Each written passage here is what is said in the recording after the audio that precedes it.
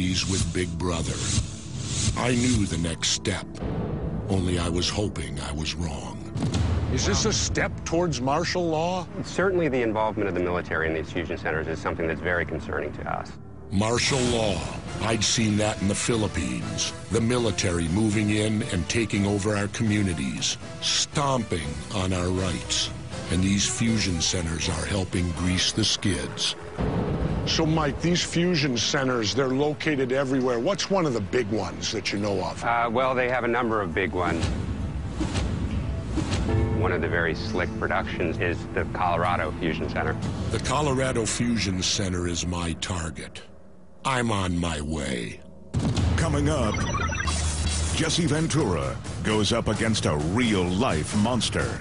The Monster Fusion Center that's watching you. Would I be under observation by a fusion center because of my beliefs that I don't always believe? Hopefully not. Hopefully. Then, concentration camps for you and your family. The governor uncovers a horrifying secret right out in the open. For a residential place, I've never seen one with a locked front door and double fences. And later, a sight even more frightening than the camps. What in the hell is this?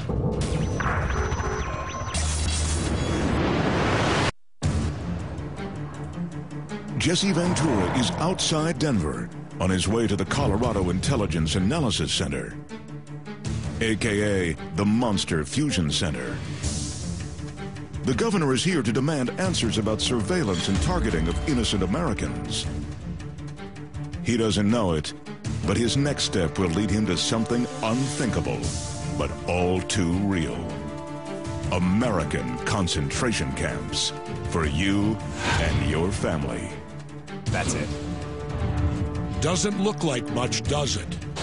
But this is Homeland Security's crown jewel. 55 different agencies use this place as their control center for spying on protesters, even ordinary delegates, outside the 2008 Democratic National Convention. But what else is it up to? Lance Clem is the guy in charge. That's our guy right there. I didn't know you were part of this. Yeah, hit them when they're not looking. So your main function is gathering intelligence? Is putting together pieces of information. Fusion Center means that they take all kinds of pieces of information and fuse them together. Yeah, gathering intelligence. May or may not be intelligence. It also appears to me to be very ripe for abuse. This technology that you're putting together, how easy could that be used against American citizens? We don't watch people. We do watch trends. But aren't trends people? Not necessarily. But they could be. They could be. We had an occasion to study the Fusion Center in Missouri. And it came out that they were focusing in on people with Ron Paul stickers on their cars. Right. Now, isn't that going above and beyond the call of duty? I mean, it even showed up conspiracy theorists. Yep. That puts me in there. Would I be under observation by a fusion center because of my beliefs that I don't always believe? Hopefully not. Hopefully. Hopefully not. First he tells me they just fuse information. Then he says he hopes they're not watching me. I think all hope is lost. These guys sound out of control.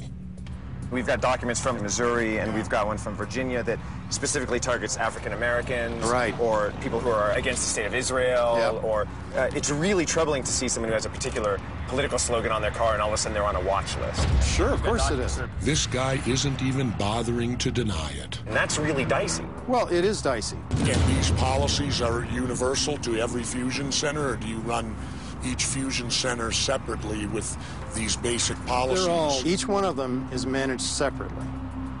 The federal government doesn't manage these operations. But they oversee them. No, they don't. They don't? No. That was maybe the scariest discovery we made yet. Nobody's at the rudder. These fusion centers are running wild, all over our rights. That peculiar, you mean they just give away the money and from that point on they say you're on your own? Well, Follow the money. Right. Yeah. Imagine dozens of fusion centers, dozens of mini dictators you never heard of, a secret government funded by elite power brokers in the top echelon of Washington. What's the real scheme here? I got an idea when I got a call from Austin, Texas. It was Alex Jones, my conspiracy insider. He knew that June was in town. And when he heard the term fusion center, he went ballistic. Governor, I need to talk to you right away. That's just the tip of the iceberg. These fusion centers aren't just to keep tabs on the public and spy on us. They're really command and control centers for the concentration camps that are being expanded all over the nation. Concentration camps? I knew this was going to get bigger, but I had to see this for myself.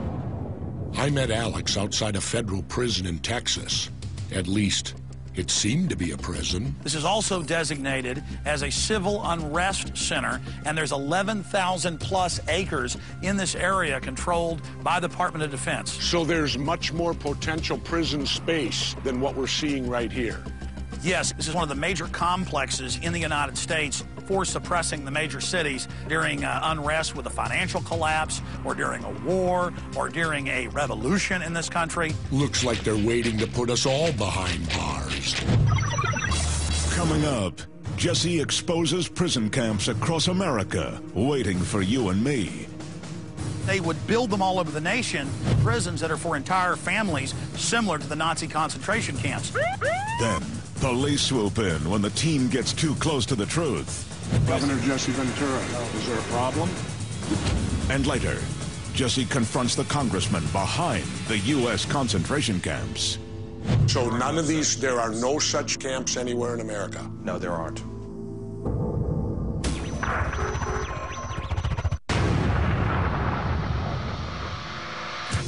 Jesse Ventura's investigation of a police-state conspiracy began with a look at government terror response bases called fusion centers.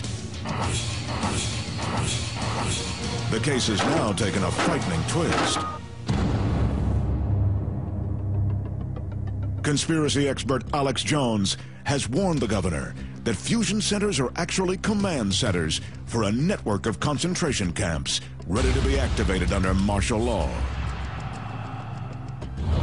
We know that they plan to use the cover story that these centers were for illegal aliens or undocumented immigrants, but that they would then build them all over the nation, prisons that are for entire families, similar to the Nazi concentration camps. Or similar to when they interned American Japanese citizens in World War II. Exactly. That government plan to suspend the Constitution, declare martial law, and round up anyone deemed a national security threat, it's documented. It's called Rex 84. It was cooked up under the Reagan administration by Colonel Oliver North. And nothing but the truth, so help you God, I do. June was in Las Vegas with a constitutional expert named Stuart Rhodes.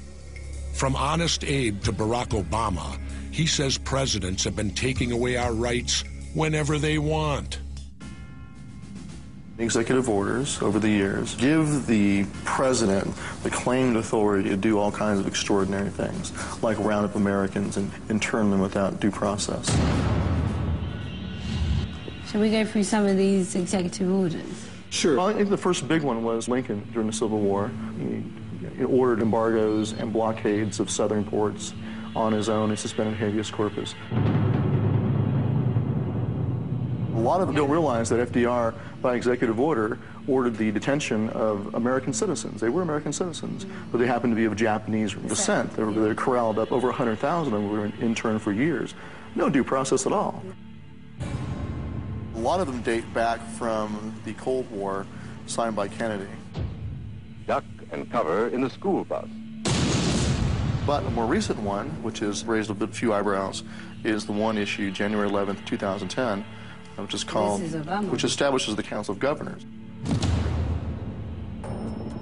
The Council of Governors, 9 state governors and 1 from Puerto Rico. In case of a national emergency, they quarantine the country into 10 sectors and take control from the rest of the governors and state legislatures. If the president wanted to send in military or round up dissidents in a state, his council of cronies would rubber stamp anything. That's why they got picked. That's the problem, is that the executive branch is now claiming the ability to use its military authority to execute the laws here at home. This is just one active prison. They've got giant auxiliaries. They've got other nearby prisons. Alex was going to show me more, but then the guard showed up. Hi, Governor Jesse Ventura. Is there a problem? These guys aren't playing games. I'm used to getting hassled.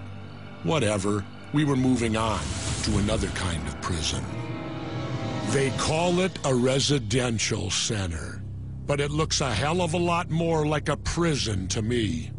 Double fences, floodlights, barbed wire to keep people from getting out, and at the main entrance, railroad tracks, just like Nazi Germany.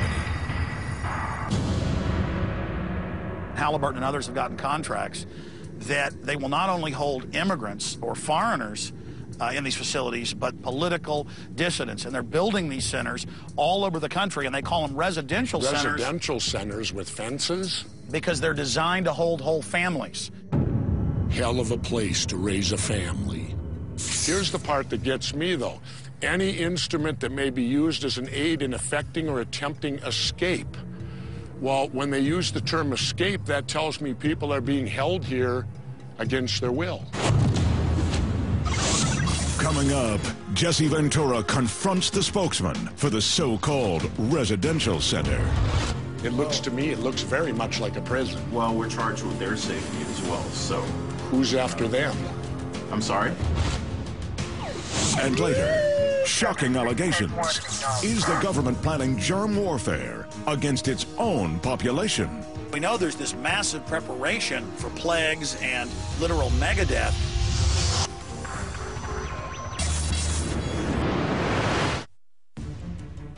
Jesse Ventura's investigation of the police state conspiracy has led to prison camps, charges that the government has hundreds around the country, waiting to take in all but the elite. Put your hands down! Put your hands down! The governor is about to confront the operators of an alleged prison camp in Texas. Well, let's walk up and see who talks to us, or if anyone will. Meanwhile, investigator Daniel Kukin is on the road in California, searching for other detention facilities said to be hidden in plain sight. His guide is William Lewis, an activist who's identified 800 prison camp locations. William speaks via webcam. He reveals that a bill in the U.S. Congress, H.R. 645, calls for the creation of these camps. They'd be run by the Secretary of Homeland Security. Any kind of military base can be converted into a camp. The first thing that you need is a secured perimeter, a fence with barbed wire portion turned inward to keep people in instead of keep people out, some type of a guard tower, some type of an airfield, nearby a rail line or train tracks, smoke towers, just like the Japanese internment camps of the 1940s. So my question is, who are they going to put into these camps? I have a feeling that it's going to be people like you and me. Who do we talk to here? Can we walk in? Is it locked? It's locked. We can't even go in. Hello. While we were trying to get inside, William Lewis was leading Daniel to a prison camp site just outside Los Angeles. Keep driving up the hill. You'll get to a parking lot. Park at the far side of the parking lot, and you'll see they've got trailers set up, not unlike those used in Hurricane Katrina, where the FEMA camps were housed. They've got a power plant set up on the premises with massive generators. Now, the thing that's sketchy about the security is I can see right here, all this barbed wire, that's all pointing inward. So they're not trying to keep anybody out. There's always a large law enforcement presence. Well, those guys just showed up. They weren't here when we pulled up, and now they're on the move, so